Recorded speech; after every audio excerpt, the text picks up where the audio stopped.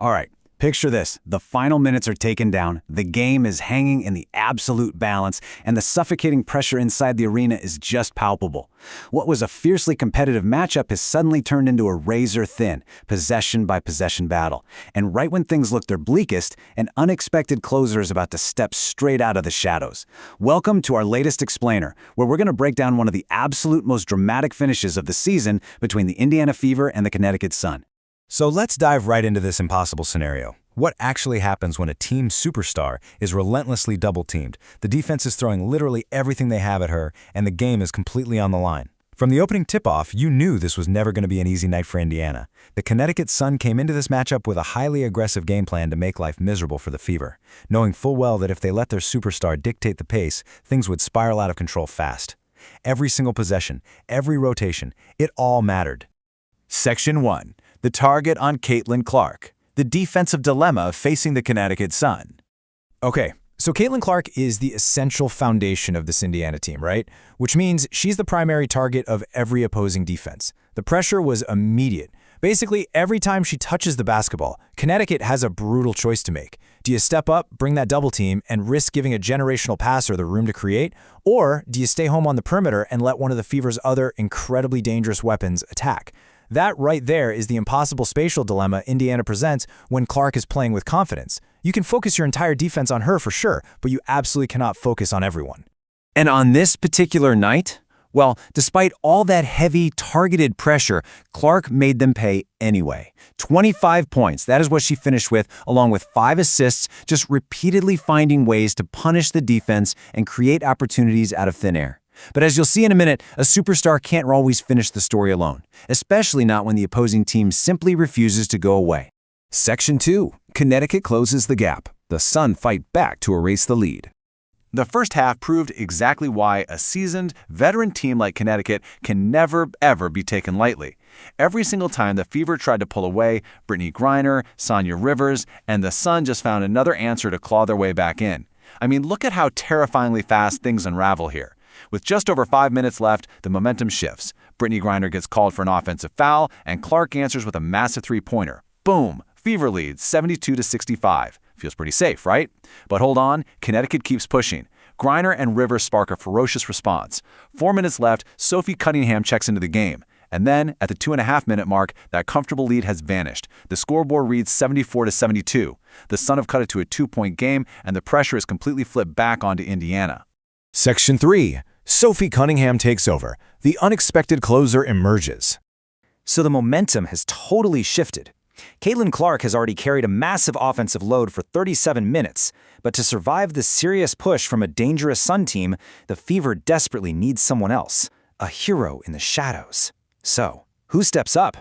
When the game is on the line, the lead is just 2 points, and the opposing team has all the momentum in the world. The answer was number 11, and she scored 11 consecutive points.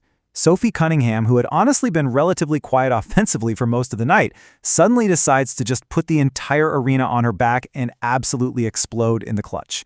You know, basketball is so much a game of timing. You don't always need to dominate from the opening tip, you just need to be ready when your moment arrives. And man, was she ready. Cunningham didn't just score some points. She completely flipped the energy of the whole arena. First, a three-pointer, then another three-pointer to give Indiana some desperately needed breathing room. Next, she attacks the basket and finishes with this really tough layup. And finally, just when Connecticut needed something, anything to go right, she hits another absolute dagger from 3. 3 three-pointers, 1 layup, 11 straight points. She literally went from a supporting character to the headline story in a matter of minutes, totally changing the emotional momentum of the game. And there's actually a pretty fascinating subtext here.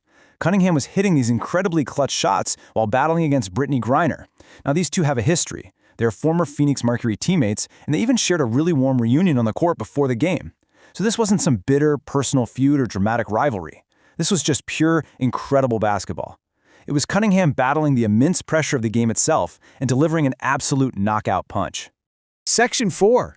Changing the court's geometry. How superstar gravity creates open looks. To truly understand how Cunningham's explosive run even happened, we kind of have to step back for a second and look at the macro strategy. Why were those shots even available? Let's break it down step by step. Step 1, Clark gets the ball. Because she's such a lethal threat, her mere presence creates this intense gravitational pull on the defense. Step 2, defenders instinctively move toward her.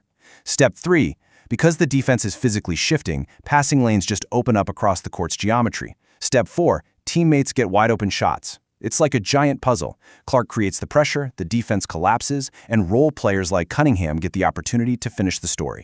It all boils down to this foundational truth of the game. You can't simply stop Caitlin Clark, because if you overcommit to her, someone else gets an open shot. But if you leave her too much space, well, she punishes you herself.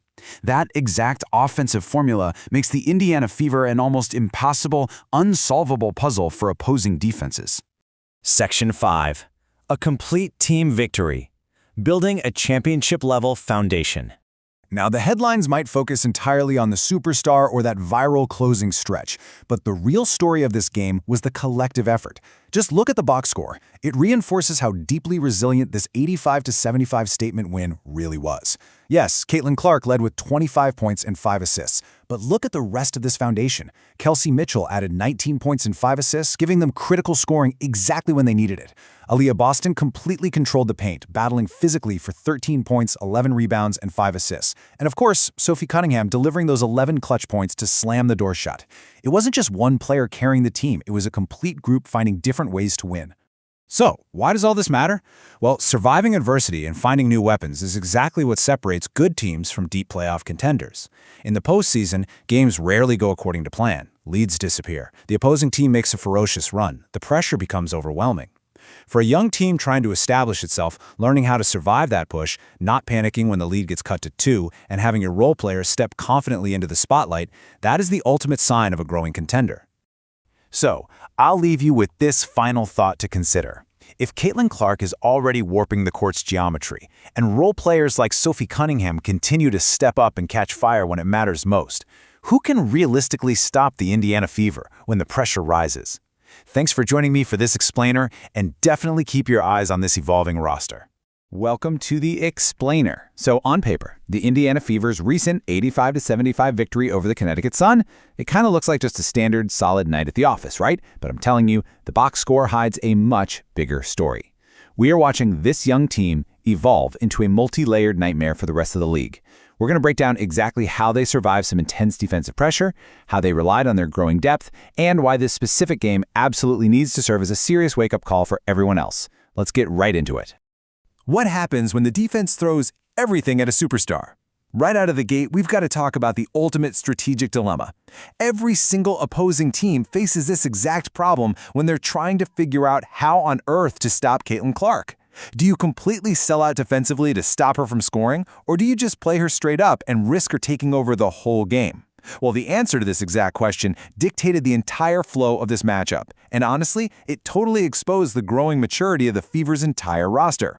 Expectation? Caitlin Clark has to carry the entire team. Reality? A group finding different ways to win.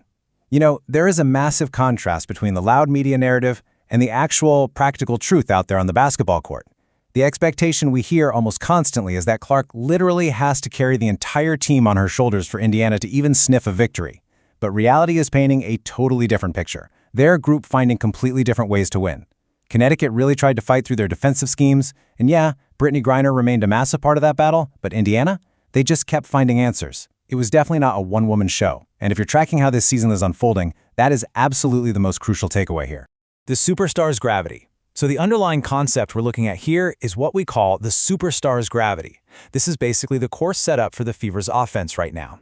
Yes, Caitlin Clark is the superstar for sure. She attracts the most attention, and every opponent focuses heavily on stopping her. But that extreme focus creates this immense gravitational pull that draws defenders entirely away from other areas of the court. Think about it. If opponents overcommit to Clark to shut down her scoring, well, someone else is getting a wide open shot. And on the flip side, if you leave Clark too much space because you're terrified of leaving her teammates, she's going to punish you herself. Connecticut dealt with this impossible catch-22 problem all night long. Now, when we break down the numbers, they tell just an incredible story about how this gravity actually pays off in real time. Caitlin Clark finishes with a brilliant 25 points and 5 assists. She's the engine, right? But then look at the rest of the crew. Kelsey Mitchell adds 19 points and 5 assists, providing this completely devastating secondary scoring. Then you've got Aaliyah Boston bringing 13 points, 5 assists, and a massive 11 rebounds, just controlling the paint. And finally, Sophie Cunningham chipping in 11 points by knocking down 3 huge three-pointers. So while Clark naturally grabs the spotlight, players like Mitchell and Boston are laying down this massive physical foundation that makes the whole system hum. Surviving the pressure. Now, executing a game plan is easy until you get it in the mouth, right? And the Connecticut Sun, they didn't just roll over. They're a really tough veteran team, and they brought an intense, incredibly physical push in the second half. This is where the whole story shifts from simply running plays to testing the absolute resolve of a young roster. The big question was, could the Fever actually hold on when the game got really gritty? 74-72. I really want to slow down for a second here, because that score, 74-72, represents the exact high-pressure moment that defined the entire night. The Suns fought their way all the way back, chipping away at the deficit until they cut the Indiana lead down to just 2 points. At 74-72, you can literally feel the tension in the building. The momentum has entirely swung, and historically speaking, this is the exact moment where young, inexperienced teams usually just panic, turn the ball over, and watch a victory slip right through their fingers. Connecticut cuts the lead to 2. Momentum violently shifts to the Sun. The game becomes increasingly physical and the pressure reaches its absolute peak. The adversity was compounding so fast. When a team watches their comfortable lead just evaporate like this, it is the ultimate test of their character. But instead of folding, the Fever actually answered back. This ability to handle adversity, to survive a really serious push, is exactly what separates the good, fun teams from the deeply resilient ones that can actually make a deep playoff run. A personal feud or competitive fire. So if you were scrolling through social media during all this physical play, you'd honestly think there was some massive personal vendetta going on. Was this some deep-seated feud between Sophie Cunningham and Brittney Griner, or just pure competitive fire? We all know how the sports media loves to overreact to a heated fourth quarter, right? They instantly assume there's some epic personal war happening on the hardwood between two specific players. Former Mercury teammates. Let's just clear that up right now. Cunningham and Griner are former Phoenix Mercury teammates. In fact, they actually shared a really warm reunion on the court right before tip-off. So despite what all the viral clips or the dramatic headlines might have you believe, this was absolutely not a personal war. They were simply former teammates standing on opposite sides of a highly competitive WNBA matchup. The real battle for Cunningham wasn't against Griner personally, it was against the immense pressure of the game itself. The question was, could she deliver when Indiana needed it the most? The knockout punch. Well, the answer to that question was a resounding yes. And that brings us to the real climax of the game, the knockout punch. When Connecticut cut that lead down to 2, Indiana desperately needed someone outside the main spotlight to step forward and just stop the bleeding. They needed someone to suck the air right out of the Suns' comeback. And wow, Sophie Cunningham delivered an absolutely nuclear closing stretch. Cunningham enters at the perfect moment, hits huge shots and attacks the basket, scores the final 11 points for Indiana, and completely changes the direction of the contest.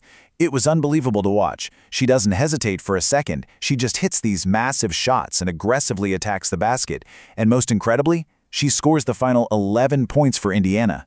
11 straight points to literally close the door. She stepped completely out of the background to deliver this explosive run, single-handedly shutting down the Suns' momentum when the team was absolutely desperate for a spark.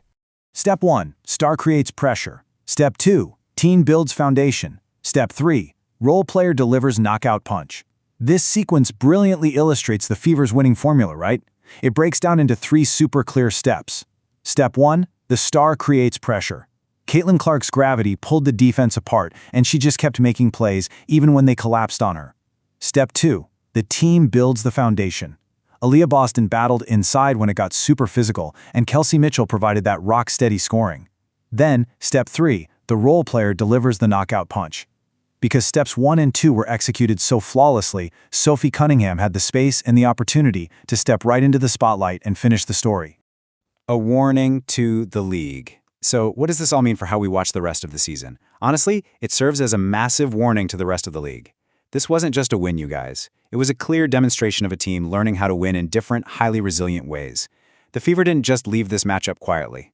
They fought through the pressure, they survived a scary comeback, and they proved that their confidence is just growing at lightning speed. Clark hitting shots, Mitchell scoring points, Boston controlling the paint, and Cunningham exploding in the fourth quarter. Just think about it from an opposing coach's perspective for a second. If Caitlin Clark is hitting her shots, they're dangerous. If Kelsey Mitchell is simultaneously scoring, they become incredibly difficult to defend. If Aaliyah Boston is completely controlling the paint, they can match anyone's physicality. But if you have all of that, and Sophie Cunningham can suddenly just explode in the fourth quarter for 11 straight points, I mean, come on, that makes them a total nightmare matchup. That is the exact definition of a multidimensional threat. The real story is the Indiana Fever continuing to discover how dangerous they can become when everyone contributes. I really want to highlight this powerful takeaway directly from our source material today. Caitlin Clark is always going to get the headlines, right? And players like Cunningham will get the viral clips. But the true underlying narrative here is this growing belief. Every single comeback builds their confidence, and every clutch performance gives this young roster yet another reason to believe in their collective depth. Just how far can this newfound depth take them in the playoffs? Which leaves us looking squarely at the postseason. Just how far can this newfound depth actually take them when the playoffs roll around? If their star continues to play at this incredibly elite level and players outside the main spotlight keep stepping up when the pressure rises, man, the ceiling for the Indiana Fever might be much, much higher than anyone originally anticipated. Subscribe to Game Blueprint. If you enjoy this explainer, make sure you hit that like button and subscribe to Game Blueprint for more tactical breakdowns all season long. Because if this young Indiana team is already learning how to survive the league's absolute toughest tests, we have to ask, is the rest of the WNBA actually ready for what this Fever squad is about to become? Thanks so much for joining me today, and keep learning.